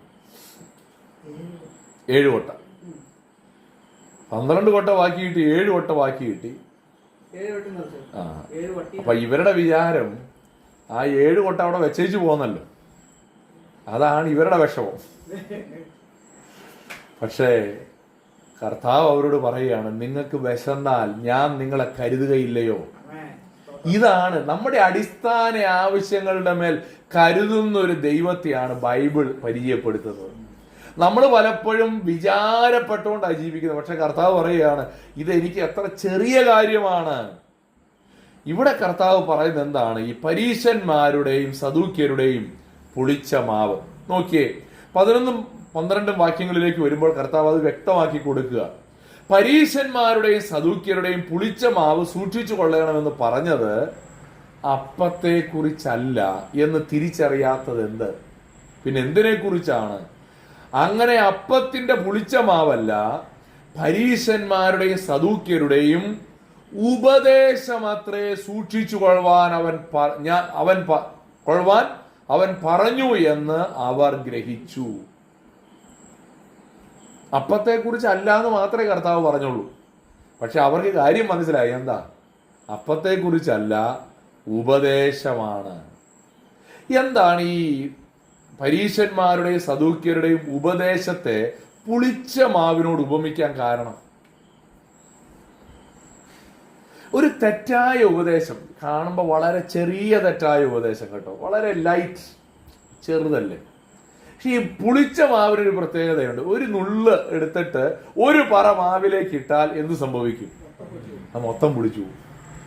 ഇതാണ് ദുരുപദേശങ്ങളുടെ ഒരു പ്രത്യേകത. നമ്മൾ ഒരു നുള്ളു ദുരുപദേശം കൊണ്ടുവന്നേച്ച് കർത്താവിന്റെ സഭയിൽ അങ്ങ് പഠിപ്പിച്ചോ, ആ സഭയെ അത് നശിപ്പിച്ചു കളയും. അതുകൊണ്ട് ഒരു സഭയെ സംബന്ധിച്ചിടത്തോളം ഏറ്റവും പ്രധാനപ്പെട്ട ഘടകം ആ സഭ എന്ത് വിശ്വസിക്കുന്നു, എന്ത് പഠിപ്പിക്കുന്നു എന്നുള്ളതാണ്. എന്തോരം വലിയ പള്ളി ഉണ്ടെന്നുള്ളതല്ല വിഷയം, അത് ഒരു കാര്യമില്ല. അല്ലെങ്കിൽ എത്ര വിശ്വാസികൾ ഉണ്ടെന്നുള്ളതല്ല. ആ സഭയുടെ ഉപദേശം ഉപദേശം എന്ന് പറഞ്ഞാൽ ഡോക്ട്രിൻസ്, ഉപദേശങ്ങൾ, വിശ്വാസം, എന്താണ് വിശ്വസിക്കുന്നത്, എന്താണ് പഠിപ്പിക്കുന്നത്. പരീശന്മാരുടെയും സദൂക്യരുടെയും പുളിച്ച മാവ് അവരുടെ ഉപദേശം, അവരുടെ തെറ്റായ ഉപദേശം എന്ത് ചെയ്യുന്നു? എല്ലാം നശിപ്പിച്ചു കളയുന്നതാണെന്ന് കർത്താവ് അവരെ ഓർമ്മപ്പെടുത്തുകയാണ്. അതുകൊണ്ട് ഞാൻ ഒരു കാര്യം പറയട്ടെ, എന്തിനാ ബൈബിൾ ക്ലാസ്സിന് വരുന്നതിന്റെ ഉദ്ദേശം പുളിച്ച മാവിനെ തിരിച്ചറിയാൻ വേണ്ടിയാണ്. ആരെങ്കിലും തെറ്റായ ഉപദേശങ്ങൾ പഠിപ്പിക്കുന്നുണ്ടെങ്കിൽ അതിനെ തിരിച്ചറിഞ്ഞ് മാറ്റി നിർത്താൻ വേണ്ടിയാണ് ദൈവവചനം പഠിക്കുന്നത്. എന്താണ് ബൈബിൾ പഠിപ്പിക്കുന്ന സത്യ ഉപദേശമെന്ന് അറിയാൻ വേണ്ടിയാണ് ബൈബിൾ ക്ലാസ്സിൽ വരുന്നത്. കുറച്ച് നല്ല തമാശയൊക്കെ അല്ലേ ക്ലാസ് എടുക്കുമ്പോൾ ഞാൻ 2 തമാശയൊക്കെ പറഞ്ഞ് എന്റർടൈൻ ചെയ്യില്ല. ഞാൻ അധികം തമാശ പറയുന്ന ആളല്ല, തമാശയൊക്കെ പറയും. പക്ഷെ ബൈബിൾ ക്ലാസ് തമാശയ്ക്കുള്ള വേദിയല്ല. പറയുന്നത് മനസ്സിലാകാൻ വേണ്ടി തമാശ രൂപേണ പറഞ്ഞേക്കാം, പക്ഷെ തമാശ പറയാൻ വേണ്ടി ബൈബിൾ ക്ലാസ്സിന് ഞാൻ ഒരുങ്ങി വരാറില്ല. പ്രസംഗിക്കുമ്പോഴും അങ്ങനെ തന്നെ. ചുരുക്കം ഇത്രയേ ഉള്ളൂ, ദുരുപദേശത്തെ തിരിച്ചറിയാം. ഞാൻ നിങ്ങളുടെ അറിവിന് വേണ്ടി ഈ ദിവസങ്ങളിൽ പ്രചരിക്കുന്ന ഒരു ദുരുപദേശത്തെ ഞാനൊന്ന് പറഞ്ഞേച്ചു പോവാം. ദ ഗേറ്റ് മിനിസ്ട്രീസ് എന്ന ഒരു യൂട്യൂബ് ചാനലല്ലോ നിങ്ങൾ കണ്ടായിരുന്നു? ചെറിയ പ്രശ്നമല്ല, ഭയങ്കര പ്രശ്നമാണ്. വളരെ ഗുരുതരമായ ഒരു പ്രശ്നം ഉള്ള ഒരു യൂട്യൂബ് ചാനലാണ് ദ ഗേറ്റ് മിനിസ്ട്രീസ്. ഞാൻ പേരെടുത്ത് പറയണത്, യേശു കൂടെ പരീശന്റെയും സദൂക്യന്റെയും പേരെടുത്തല്ലേ പറഞ്ഞുകൊണ്ട്. ഇവര് പഠിപ്പിക്കുന്നത് എന്നാണെന്നറിയാവോ? പുതിയ നിയമസഭയിൽ സഭ ആരംഭിച്ചത് പെന്തക്കോസ്ത് നാളിലല്ല, പിന്നീട് എപ്പോഴോ ആണ്. പൗലോസാണ് സഭയുടെ അപ്പോസ്തലൻ. പത്രോസിനൊന്നും ഇതിനകത്ത് ഒരു റോളും ഇല്ല. പത്രോസും ഒക്കെ പ്രസംഗിച്ചത് വേറെ ഏതോ സുവിശേഷമാണ്. പൗലോസാണ് ശരിയായ സുവിശേഷം പ്രസംഗിച്ചത്. സഭയിൽ ഇനി ആരെയും സ്നാനപ്പെടുത്തേണ്ട, കർത്താവിന്റെ ശരീര രക്തങ്ങളെ ഓർപ്പിക്കുന്നതിനായിട്ട് അപ്പം നുറുക്കുകയോ വീഞ്ഞ് പങ്കുവെക്കുകയോ ചെയ്യണ്ട, അതൊന്നും ആവശ്യമില്ല. ലോകത്തിന്റെ അറ്റത്തോളം പോയി സാക്ഷികളാകാൻ പറഞ്ഞത് യഹൂദന്മാരോടാണ്. ലോകത്തിന്റെ അറ്റത്തുള്ള യഹൂദന്മാരെ വിളിച്ചുകൊണ്ടെന്ന് അവരെ സ്നാനപ്പെടുത്താനാണ് യേശു പറഞ്ഞത്, അല്ലാതെ ജാതികളിൽ നിന്നുള്ള നമ്മളെ പോലെയുള്ളവരെയൊന്നും അല്ല. ഇങ്ങനെ പഠിപ്പിച്ചാൽ ആരെങ്കിലും വിശ്വസിക്കുമോ? വിശ്വസിക്കുന്നവരുണ്ടോന്ന് അതിന്റെ കമന്റ് എടുത്തൊന്ന് വായിച്ചു നോക്കിയാൽ മതി. ഇപ്പോഴാണ് ഈ സത്യം എനിക്ക് വെളിപ്പെടുത്തിയത്, നിങ്ങളാണ് മശിഹ എന്നുള്ള രീതിയിലാണ് അതിന്റെ ഇടയിൽ ആളുകൾ കമന്റ് ഇട്ടിരിക്കുന്നത്. കാരണം ഇത് ഇത്രയും വലിയ ദുരുപദേശമാണെന്ന് ഒരു പ്രാവശ്യം കേട്ടാൽ പോലും ഒരാൾക്ക് തോന്നാൻ സാധ്യതയുണ്ട്. പക്ഷേ ഇത് മനസ്സിലാക്കാൻ കഴിയില്ലാതെ എന്ത് ചെയ്തിരിക്കുകയാണ്? ഇത് ശരിയായിരിക്കാം എന്ന് പലതരം ഉപദേശങ്ങൾ അഹോ പാരിൽ മുളച്ചു പരക്കുന്നു. ഈ മുളച്ചു പരക്കുന്ന എല്ലാം വിശ്വസിക്കാൻ കുറെ ആൾക്കാരും ഉണ്ട്.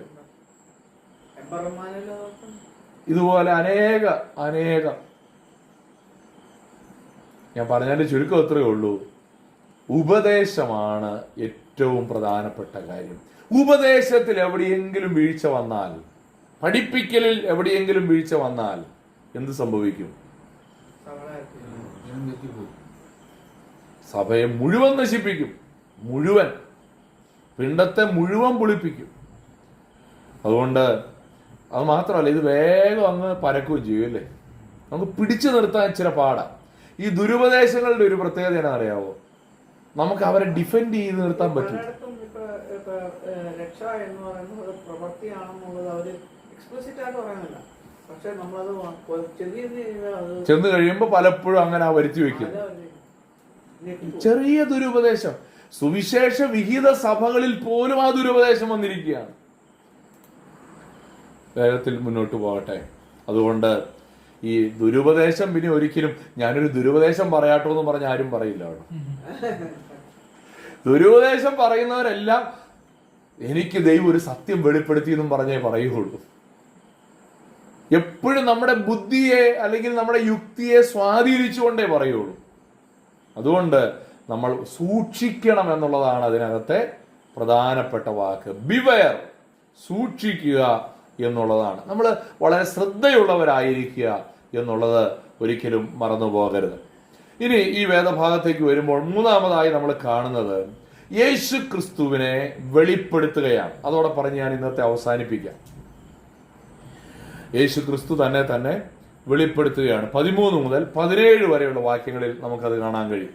നോക്കിയേ, യേശു ഫിലിപ്പിന്റെ കൈസരിയുടെ പ്രദേശത്ത് എത്തിയ ശേഷം എന്ന് പറയാം. അപ്പൊ ആ വാക്കിൽ നിന്ന് ഒരു കാര്യം മനസ്സിലായി, യേശു ഇങ്ങനെ യാത്ര ചെയ്തുകൊണ്ടിരിക്കുക അല്ലേ.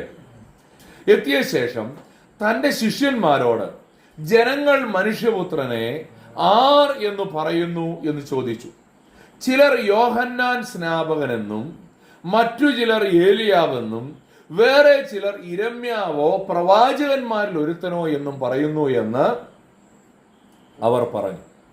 അപ്പോ അവിടെ യേശു അവരോട് ചോദിക്കുന്നു, 2 ചോദ്യം യേശു അവരോട് ചോദിക്കുന്നു. ഒന്നാമത്തെ ചോദ്യമാണ് ഇവിടെ എഴുതിയിരിക്കുന്നത്, ജനങ്ങൾ മനുഷ്യപുത്രനെ ആരെന്ന് ചോദിച്ചു, ആരെന്ന് പറയുന്നു എന്ന് ചോദിച്ചു.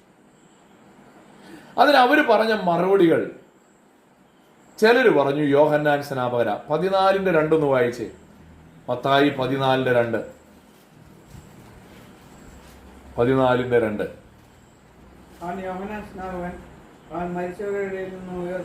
യോഹന്നാൻ സ്നാപകനെ കൊന്നു. ആരാ ഇത് പറഞ്ഞത്? തൊട്ട് മുകളിലത്തെ വാക്യം വായിച്ചാൽ കാണാം. യേശുവിന്റെ ശ്രുതി കേട്ടിട്ട് പറഞ്ഞതാണ്. ഇതാരാ? ഇത് ഞാൻ കഴുത്ത് മുറിച്ച് തല വെട്ടിയ യോഹന്നാൻ സ്നാപകൻ ഇപ്പൊ എന്ത് ചെയ്തിരിക്കുകയാണ്? ഉയർത്തെഴുന്നേറ്റതാണ്. ആ കാര്യത്തിനൊരു പ്രചാരം കിട്ടി. അതാണ് ഇവിടെ പറയുന്നത്. ചിലര് പറയുകയാണ് യോഹന്നാൻ സ്നാപകനാണ്, യോഹന്നാൻ സ്നാപകൻ ഉയർത്തെഴുന്നേറ്റതാണ് യേശു. അങ്ങനെ കുറെ പേര് പറഞ്ഞു. പിന്നെ വേറെ ചിലർ പറഞ്ഞു ഏലിയാവാണെന്ന് ചിലർ പറഞ്ഞു. യേശുവിന്റെ അടുത്ത് തന്നെ വന്ന് ചിലർ ചോദിക്കുന്നുണ്ട്, നീ ഏലിയാവോ എന്ന് ചോദിച്ചവരുണ്ട്. പിന്നെ ചോദിച്ചു, ചിലർ പറയുന്നത് ഇരമ്യാവാണെന്നൊരു വ്യാഖ്യാനം. അതുമല്ലെങ്കിൽ ഇവനൊരു പ്രവാചകനാണ് എന്ന് ഒരു ഉത്തരം. അപ്പൊ ഇതൊക്കെ പറഞ്ഞു. അപ്പൊ യേശു പ്രവാചകനാണോ എന്നൊക്കെ ചോദിച്ചു. ഇനിയാണ് ഇതിനകത്ത് നമ്മൾ മനസ്സിലാക്കേണ്ട ഒരു കാര്യം. യേശു അവരോട് പറഞ്ഞൊരു കാര്യം, അടുത്ത ചോദ്യം ചോദിക്കുകയാണ്. എന്താ അടുത്ത ചോദ്യം? 15-ാം വാക്യത്തിൽ, നിങ്ങളോ എന്നെ ആർ എന്ന് പറയുന്നു എന്ന് അവൻ ചോദിച്ചതിന് ശിമോൻ പത്രോസ്. ഒന്നാമത്തെ ചോദ്യം ജനങ്ങൾ മനുഷ്യപുത്രനെ കുറിച്ച് എന്തു പറയുന്നു. രണ്ടാമത്തെ ചോദ്യം, എന്റെ കൂടെ നടക്കുന്ന നിങ്ങൾ എന്നെ ആരെന്ന് പറയുന്നു എന്ന് അവൻ ചോദിച്ചതിന് ചാടി ഉത്തരം പറയുകയാണ് ശിമോൻ പത്രോസ്. എന്താ പറഞ്ഞത്? നീ ജീവനുള്ള ദൈവത്തിന്റെ പുത്രനായ ക്രിസ്തു എന്നും ഉത്തരം. ഈ മറുപടി അത് പഠിക്കേണ്ട ഒരു മറുപടിയാണ്. എന്തിനാണ് ഈ ജീവനുള്ള ദൈവത്തിന്റെ പുത്രൻ എന്ന് പറഞ്ഞത്? ദൈവത്തിന്റെ പുത്രൻ എന്നങ്ങ് പറഞ്ഞാൽ പോരായിരുന്നു? അത് അന്നത്തെ കാലത്ത് ഈ യഹൂദന്മാര് തങ്ങളുടെ ദൈവത്തെ പറയുന്നൊരു വാക്കാണ് ജീവനുള്ള ദൈവം. കാരണം മറ്റുള്ളതെല്ലാം വിഗ്രഹങ്ങളാണെന്നും മറ്റുള്ളതൊക്കെ ജീവനില്ലാത്തതാണെന്നും മനസ്സിലാകാൻ വേണ്ടിയാണ്. അപ്പൊ ജീവനുള്ള ദൈവം എന്ന് പറയുന്ന ഒരു ദൈവമേ ഉള്ളൂ. അതാരാ? യഹൂദൻ പറയുകയാണ് ഞങ്ങൾക്ക് ജീവനുള്ള ദൈവം ഉണ്ടെന്ന് പറഞ്ഞാൽ അവൻ ഉദ്ദേശിക്കുന്ന ആരെയാണ്? യഹോവയായ ദൈവം. പഴയ നിയമത്തിൽ അവര് അബ്രഹാമിന്റെയും ഇസ്ഹാക്കിന്റെയും യാക്കോബിന്റെയും ദൈവത്തെയാണ്. അപ്പൊ ആ ജീവനുള്ള ദൈവം എന്ന് പറഞ്ഞൊരു ഉദ്ദേശം അത്രയേ ഉള്ളൂ. അപ്പോൾ തങ്ങളുടെ പിതാക്കന്മാർ സേവിച്ച ദൈവത്തിന്റെ പുത്രനായ ക്രിസ്തു, വേറൊരു രീതിയിൽ പറഞ്ഞാൽ he is the son of God. യേശു ചോദിച്ചത് മനുഷ്യപുത്രനെ കുറിച്ച് ആളുകൾ എന്ത് പറയുന്നെന്നാണ് ആദ്യം ചോദിച്ചത്. ഇവർ പറഞ്ഞപ്പോ പത്രോസ് പറഞ്ഞ മറുപടിയിൽ മനുഷ്യപുത്രൻ എന്നുള്ളതല്ല, ദൈവപുത്രൻ എന്നുള്ളതാണ് ഫോക്കസ് ചെയ്തത്. ഇത് പറഞ്ഞതിനൊരു കാരണമുണ്ട്. നമ്മുടെ മുസ്ലിം സഹോദരങ്ങളൊക്കെ യേശുവിനെ ഒരു പ്രവാചകനായിട്ടാണ് അംഗീകരിക്കുന്നത്, അല്ലേ? ആ വെളിപ്പാട് ആരുടെ വെളിപ്പാടാ? ജനങ്ങൾ എന്നെ കുറിച്ച് എന്ത് പറയുന്നു എന്നുള്ള വെളിപ്പാടാ. പക്ഷെ അതല്ല പുതിയ നിയമത്തിന്റെ വെളിപ്പാട്. പുതിയ നിയമത്തിന്റെ വെളിപ്പാട് പ്രവാചകൻ എന്നുള്ള വെളിപ്പാടല്ല, ദൈവപുത്രൻ എന്നുള്ള വെളിപ്പാടാ. യേശു അവന് കൊടുത്ത മറുപടി എന്താ? യേശു എന്താ മറുപടി പറഞ്ഞേ? 17-ാം വാക്യത്തിൽ പറയുകയാണ്, യേശു അവനോട് ബർ യോന ശിമോനെ. ബർ യോന എന്ന് പറഞ്ഞാൽ അതിന്റെ അർത്ഥം എന്നാ? ബർ യോന എന്ന് പറഞ്ഞാൽ യോനായുടെ മകൻ എന്നാണ് അതിന്റെ അർത്ഥം. യോനായുടെ ബർ യോന, ബർ തീമായി, തിമായിയുടെ മകൻ.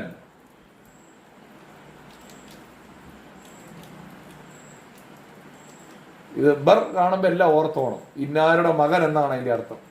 ബർ യോന ശിമോനെ, നീ ഭാഗ്യവാൻ, ജഡരക്തങ്ങളല്ല സ്വർഗസ്ഥനായ എന്റെ പിതാവ് അത്രേ നിനക്കിത് വെളിപ്പെടുത്തി തന്നത്. ഇവിടെ നമ്മൾ ഓർത്തിരിക്കേണ്ട ഒരു കാര്യം, യേശു മശിഹയാണെന്നും ദൈവമാണെന്നും വെളിപ്പെടുത്തിയ വാക്കുകളാണ് പത്രോസ് പറഞ്ഞത്. പത്രോസ് പറഞ്ഞതിലൂടെ വെളിപ്പെടുത്തിയത് ഇവൻ കേവലം മനുഷ്യനല്ല, ദൈവപുത്രനാണ്. ദൈവപുത്രനാണ്, മശിഹയാണ്. അതാണ് ഇവിടെ വെളിപ്പെടുത്തുവാനായിട്ടിടയായി തീർന്നത്. ഇവിടെ പത്രോസിന്റെ വാക്കുകളെ യേശു കൊടുത്ത മറുപടി, ഈ അറിവ് എവിടെ നിന്ന് കിട്ടിയെന്നാണോ ചോദിച്ചേ? ആണോ? ഈ അറിവ് എവിടെ നിന്ന് കിട്ടി? അല്ല. യേശു പറഞ്ഞോ ആ അറിവ് എവിടെ നിന്ന് കിട്ടിയെന്നുള്ളത് യേശുവിനറിയാം. യേശു പറഞ്ഞ മറുപടി എന്താ? ജഡരക്തങ്ങളല്ല. ഇത് നീ ഏതെങ്കിലും യൂണിവേഴ്സിറ്റിയിൽ പോയി പഠിച്ചതല്ല. ജഡരക്തങ്ങളല്ല എന്ന് പറഞ്ഞാൽ മനുഷ്യനിൽ നിന്ന് കിട്ടിയതല്ല. പൗലോസ് പറയുന്നുണ്ടല്ലോ, ഞാൻ ജഡരക്തങ്ങളോട് ആലോചന ചോദിക്കാതെ എന്ന് പറയുന്നുണ്ട്. എന്ന് പറഞ്ഞാൽ മനുഷ്യരോട് ആലോചന ചോദിച്ചില്ല, ദൈവത്തിൽ നിന്ന് ലഭിച്ച വെളിപ്പാട് എന്ന അർത്ഥത്തില്ല. ജഡരക്തങ്ങളല്ല, പിന്നെ ആരാ? സ്വർഗസ്ഥനായ എന്റെ പിതാവ് അത്രേ നിനക്കിത് വെളിപ്പെടുത്തിയത്. പ്രിയപ്പെട്ടവരെ, യേശു ദൈവപുത്രനാണ് എന്നുള്ളത് ദൈവം പത്രോസിന് നൽകിയ വെളിപ്പാടാണ്. ഒരു കാര്യം എപ്പോഴും ഓർത്തോണം, യേശു ക്രിസ്തുവിന്റെ ദൈവത്വത്തെയാണ് അവിടെ സ്ട്രെസ് ചെയ്യപ്പെട്ടത്. ചില ആൾക്കാർ ചോദിക്കും, യേശു ദൈവമാണെന്ന് എപ്പോഴെങ്കിലും പറഞ്ഞിട്ടുണ്ടോ? യേശു ഞാൻ ദൈവമാണെന്നൊരു സെന്റൻസ് പറഞ്ഞതായിട്ട് നമ്മൾ ബൈബിളിൽ വായിക്കുന്നില്ല. പക്ഷേ യേശുവിനെ ദൈവമേ എന്ന് വിളിച്ചപ്പോഴെല്ലാം അവനത് ആമേൻ എന്ന് പറഞ്ഞ് അംഗീകരിച്ചിട്ടേ ഉള്ളൂ. ഇവിടെ അതാ കാണുന്നത്. ഇത് നിനക്ക് എവിടെ നിന്ന് കിട്ടി? ഇത് തെറ്റായ ഇൻഫർമേഷൻ ആണെന്നല്ല യേശു പറഞ്ഞത്. ഇത് നിനക്ക് വെളിപ്പെടുത്തിയത് സ്വർഗത്തിലെ ദൈവമാണ്. തോമാസ് ലീഗ ഒരിക്കൽ യേശുവിനെ എന്റെ കർത്താവ് എന്റെ ദൈവമായുള്ളവേ എന്ന് വിളിച്ചു. നിന്നോട് ആരാ പറഞ്ഞ എന്നെ ദൈവമേ എന്ന് വിളിക്കാമെന്നാണോ മറുപടി പറഞ്ഞേ? അല്ല. യേശു അവൻ ആ വിളിയെ യേശുവിനെ വിളിച്ച വിളിയെ അവൻ സ്വീകരിച്ചു. ഞാൻ പറഞ്ഞതിന്റെ ചുരുക്കം എത്രയേ ഉള്ളൂ. ദൈവികമായ ഒരു വെളിപ്പാടാണ് പത്രോസിന് അവിടെ ലഭിച്ചത് എന്ന് യേശു അവിടെ ഏറ്റുപറയുകയാണ്. പ്രിയപ്പെട്ടവരെ, ഇപ്പോൾ യേശു തന്നെ ദൈവപുത്രനെന്ന് പേരെടുത്തു പറഞ്ഞ് വെളിപ്പെടുത്തിയത് തൻ്റെ ശിഷ്യന്മാർക്കാണ്. ദൈവരാജ്യത്തിൻ്റെ ആ വിഷയത്തോടുള്ള ബന്ധത്തിൽ യഹൂദന്മാർക്കൊക്കെ അടയാള സഹിതം പല കാര്യങ്ങളും കാണിച്ചു കൊടുത്തു. പക്ഷേ അവരടയാളം ചോദിച്ച് പിന്നെയും പിന്നെയും വന്നപ്പോൾ അവരെ വിട്ടിട്ട് യേശു തൻ്റെ ശിഷ്യന്മാർക്കെങ്കിലും ഇത് ബോധ്യമുണ്ടോ എന്ന് ചോദിക്കുകയാണ്. ഇന്ന് രാത്രി ഒരു ചോദ്യം നമ്മളോട് ഉണ്ട്. നമുക്ക് ഈ ബോധ്യമുണ്ടോ? നമുക്കുണ്ടോ? യേശു നല്ലൊരു മനുഷ്യനായിരുന്നു, നല്ലൊരു ടീച്ചറായിരുന്നു, അധ്യാപകനായിരുന്നു, നല്ലൊരു ഗുരുവായിരുന്നു എന്നൊക്കെ വിശ്വസിക്കുന്ന ഒരുപാട് മനുഷ്യർ ഈ ലോകത്തുണ്ട്. പക്ഷെ യേശുവിനെ ദൈവപുത്രനായി, യേശുവിനെ എൻ്റെ ജീവിതത്തിൻ്റെ രക്ഷിതാവും കർത്താവുമായി, എൻ്റെ വീണ്ടെടുപ്പുകാരനായി ഞാനും നിങ്ങളും തിരിച്ചറിയുന്നില്ല എങ്കിൽ നമ്മൾ യഥാർത്ഥമായ വെളിപ്പാട് ഇല്ലാത്തവരാണ്. ഇന്ന് നമ്മുടെ ജീവിതത്തെ ശാന്തമായി പരിശോധിക്കാം.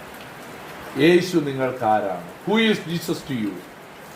യേശു നിങ്ങൾക്കാരാണ്?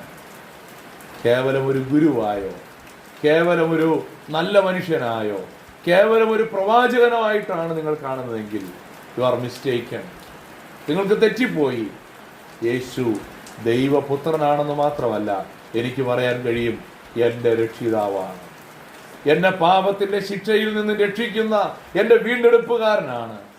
എൻ്റെ പാപത്തിന് പകരമായി കാൽവരി ക്രൂശിൽ യാഗമായി അർപ്പിക്കപ്പെട്ട കുഞ്ഞാടാണ് എൻ്റെ വീണ്ടെടുപ്പുകാരനും എൻ്റെ രക്ഷിതാവും എൻ്റെ കർത്താവുമാണ്.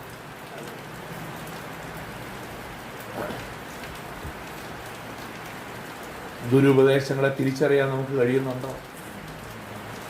പലതരം ഉപദേശങ്ങൾ ഇങ്ങനെ മുളച്ചു പരക്കുന്നുണ്ട്. അത് തിരിച്ചറിഞ്ഞ് അതിൽ നിന്ന് ശ്രദ്ധാപൂർവം മാറി നിൽക്കാൻ എനിക്ക് നിങ്ങൾക്കും കഴിയുന്നുണ്ട്. ഞാനിവിടെ അവസാനിപ്പിക്കുക.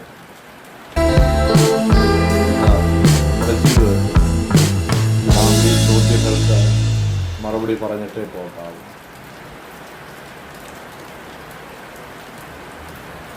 കണ്ണുകളെ അടയ്ക്കും. ദൈവസ്ഥനിൽ ശിരസ്സുകളാണ്. കർത്താവുമായിട്ടുള്ള നമ്മുടെ വ്യക്തിപരമായ ബന്ധത്തെ ഒന്ന് ചോദന ചെയ്യാം, സമർപ്പിക്കാം.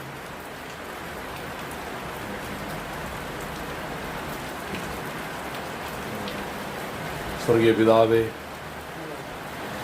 അനുഗ്രഹീതമായി നല്ല യാത്രയ്ക്കായി നന്ദിയോടെ സ്തോത്രം.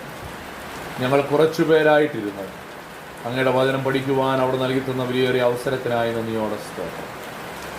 അങ്ങയുടെ വചനം ഞങ്ങളുടെ ജീവിതത്തിൽ എങ്ങനെ അത്ഭുതകരമായി പ്രവർത്തിക്കുന്നു എന്നുള്ളത് ഓർത്ത് ഞങ്ങൾ അങ്ങേ സ്തുതിക്കുന്നു. ഞങ്ങൾ പലപ്പോഴും